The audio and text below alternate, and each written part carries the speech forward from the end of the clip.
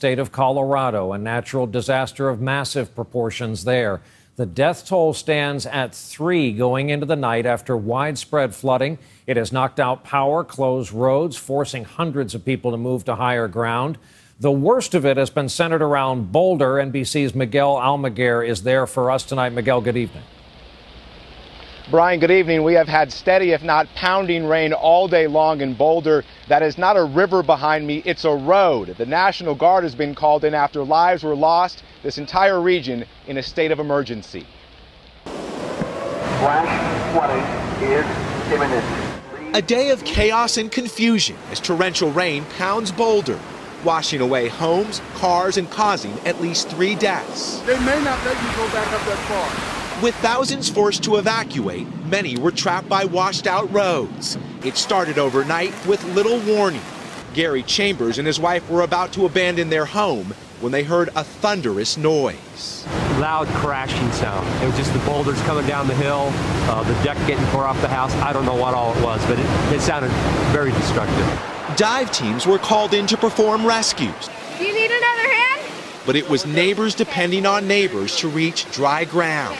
Something we've never seen here before. This is what Paul Talbot saw outside his front door. We're from New England. You know, we've been through some of the worst blizzards, rainstorms. He's ridden out hurricanes before, but this was different. I've never seen rain like this come down for so many days, just nonstop. With part of the University of Colorado campus underwater, hundreds of students were ordered to higher ground. We are pleading with students and people on this campus to stay indoors. 12 dams have overflowed, sending a wall of water downstream. When the water came through, it came through as a torrent. 7.2 inches of rain fell in less than 24 hours, an all-time record. This is insane. Yep. Floods have devastated this region before.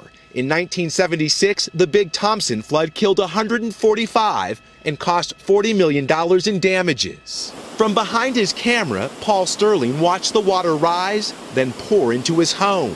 Like so many others, helpless against Mother Nature. It's about to come into my downstairs. I'm not even going to go down there. Tonight, the damage is still being tallied, and the danger isn't over yet.